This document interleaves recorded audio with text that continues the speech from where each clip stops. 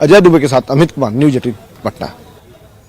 और बिहार में फर्जी प्रमाण पत्र पर काम करने वाले शिक्षकों की अब सेवा समाप्त कर दी जाएगी। हाईकोर्ट के आदेश जारी होने के बाद से ही निगरानी की टीम काफी ज्यादा एक्शन में है और इसी कड़ी में गोपालगंज में जब जांच पड़ताल की गई तो यहां पर करीब 71 ऐसे शिक्षक मिले जिनका प्रमाण पत्र फर्जी पाया गया। इस मामले में गोपालगंज के अलग अलग थानों में प्राथमिकी दर्ज करवाई गई है, जिसमें 2 शिक्षकों को गिरफ्तार कर जेल भी भेज दिया गया है। मामले पर और अधिक जानकारी दे रहे हैं संवाददाता गोविंद कुमार।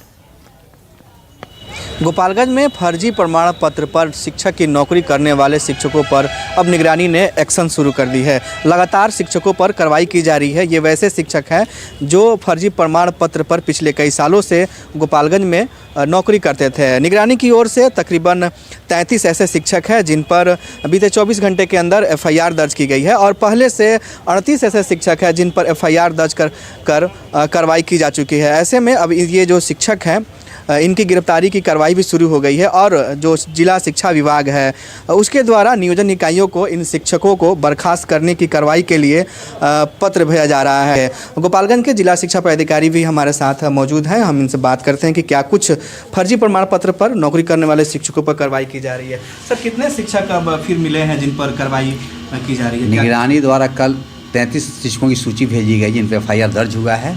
लिपि स्थापना के द्वारा उस पर संबंधित नियोजन इकाई को सेवा करने की कार्रवाई हेतु उनको भेजी जा रही है। पहले कितने शिक्षक थे जिन पर कार्रवाई की? पहले 38 का आया था, उनको भेजा जा चुका है नियोजन इकाई को। क्या अब इन शिक्षकों से राशि भी वसूल को किया गया? जैसा डायरेक्शन होगा ऐसा हम लोग करेंगे।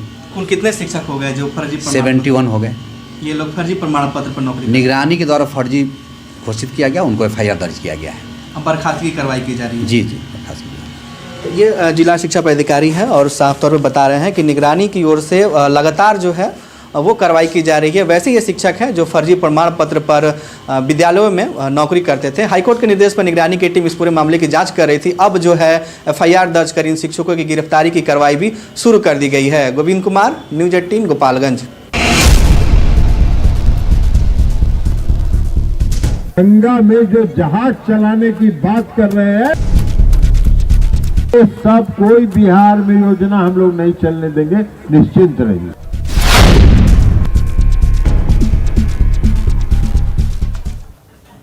और अब बात करेंगे JDU अध्यक्ष ललन सिंह के उस बयान की जिस बयान पर पूरे बिहार में सियासत काफी ज्यादा गर्मा गई है।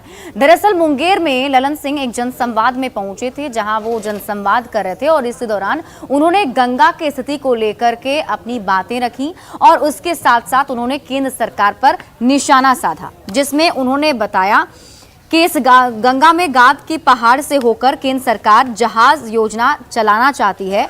उन्होंने इस योजना को जनता के पैसे के लूट करार दिया और साफ साफ चेतावनी दे डाली कि वो बिहार में केंद्र की किसी भी ऐसी योजना को सफल होने नहीं देंगे। आप खुद ही सुनिए ललन सिंह ने क्या कहा।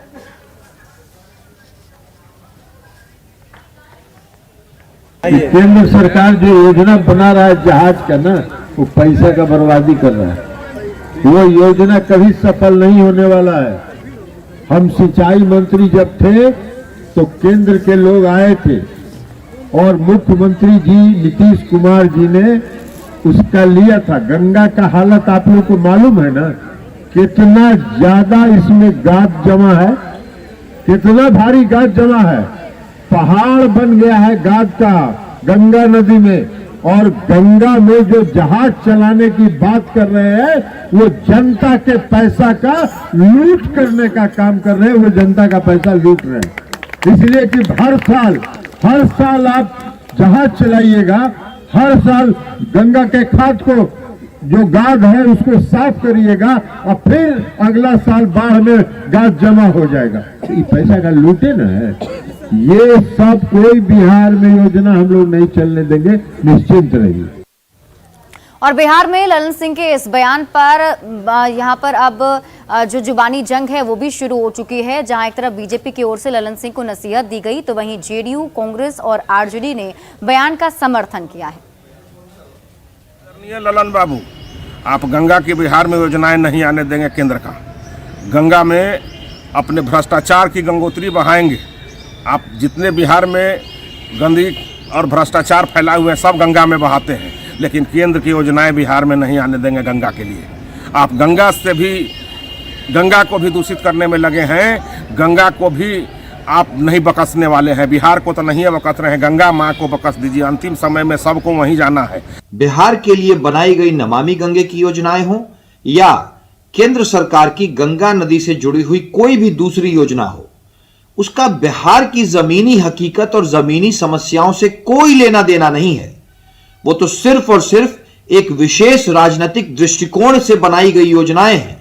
इसीलिए जब ललन सिंह जी ये बात कहते हैं कि केंद्र सरकार की योजनाएं बिहार में लागू नहीं होनी चाहिए, तो उनका यह कहना है कि चूंकि केंद्र सरकार की किसी भी योजना से बिहार में सुखाड़ और बाढ़ की समस्या का निदान नहीं हो पाएगा। भाजपा के नेतृत्व में चल रही केंद्र की सरकार की यह नीति रही है, बिहार के साथ पक्षपातपूर्ण रवैया अख्तियार करना, बिहार को बिहार का हक नहीं देना और किसी भी योजना को लेकर सिर्फ मार्केटिंग करना।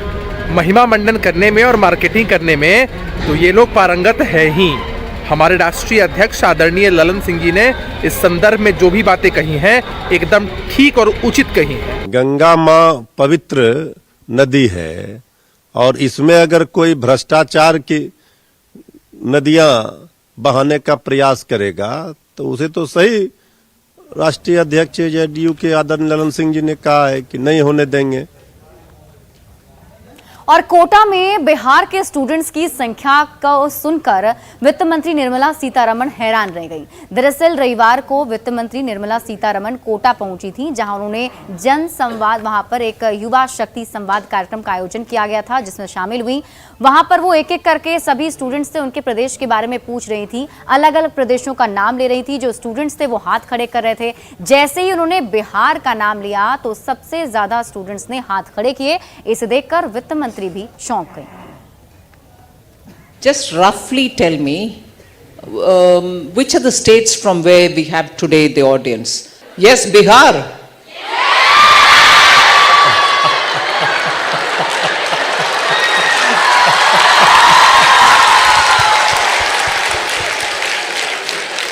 Brilliant.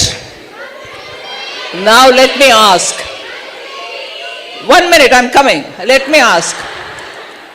From Bihar. Wait there. How many other than Patna?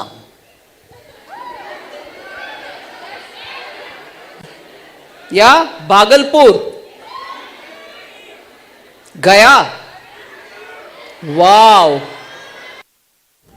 और अब बात करेंगे नालंदा के खबर की। नालंदा में एक बार फिर से स्वास्थ्य विभाग की लापरवाही सामने आई है। यहां प्रसव कराने के लिए पहुंची एक महिला को डॉक्टर नहीं मिली। आपको बता दें कि अस्पताल में जब प्रसव कराने के लिए महिला पहुंची थी तो महिला डॉक्टर वहां से नदारद थी और इसके बाद अस्पताल प्रबंधन ने महिला को भर्ती करने के बजाय उसे दूसरे अस्पताल में रेफर कर दिया। इस बात की शिकायत परिजनों ने जब सीएस और डीएस से की तो वहां भी उनकी कोई सुनवाई नहीं हुई। मजबूर होकर महिला के परिजनों ने उसे निजी अस्पताल में भर्ती करवाया, जहां पर उन महिला ने बच्चे को जन्म दिया है। ऐसे में सवाल ये उठता है कि आखिर कब तक सदर अस्पताल की स्थिति सुधरेगी और ये लापरवाही कब तक होती रहेगी।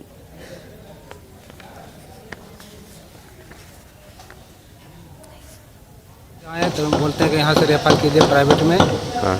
वही कह रहे हैं कि पहुँचाइए यहाँ से जल्दी। अच्छा। अब बोल रहे हैं कि यहाँ कोई सुविधा भी अभी नहीं है, एक को मैडम नहीं है अभी। मैडम यहाँ पर जो गए अंदर तो कोई भर्ती लेने के लिए तैयार नहीं था। अंदर सिस्टर लोग थी जो कहा कि ये यहाँ पर नहीं होगा, ये कोई मैडम नहीं है, यहाँ से बाहर ले जाओ, कहीं अलग जाकर इलाज कराओ। अच्छा। यहाँ पर कोई सुविधा भी उपलब्ध नहीं है यहाँ पर सही से।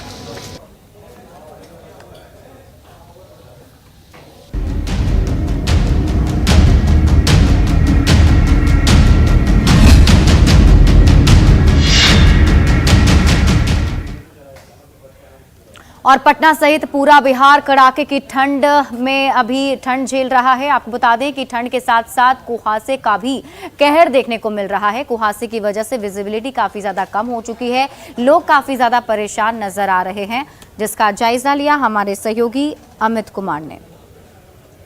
ठंड का सितम जारी है। तापमान की बात करें तो पटना का अधिकतम तापमान जो है वो लगभग 13 डिग्री अधिकतम तापमान है, न्यूनतम तापमान जो है वो 7 डिग्री है। इस तरह से गया की बात करें तो गया का अधिकतम तापमान 18 डिग्री, न्यूनतम 4 डिग्री, भागलपुर का अधिकतम तापमान जो है वो 17 डिग्री, न्यूनतम 8 डिग्री है। पूर्णिया का अधिकतम तापमान 19 डिग्री, न्यूनतम 7 डिग्री है। वाल्मीकि नगर का अधिकतम तापमान जो है वो 17 डिग्री, न्यूनतम 7 डिग्री है। मुजफ्फरपुर की बात करें तो मुजफ्फरपुर का भी तापमान जो है वो अधिकतम लगभग 15 डिग्री, न्यूनतम 7 डिग्री है। और छपरा की बात करें तो अधिकतम तापमान 17 डिग्री, न्यूनतम जो है यहाँ पे भी 7 डिग्री है। दरभंगा की बात करें तो अधिकतम तापमान 17, न्यूनतम जो है तापमान वो 6 डिग्री है। सुपौल का अधिकतम तापमान जो है 19 डिग्री, न्यूनतम 6 डिग्री।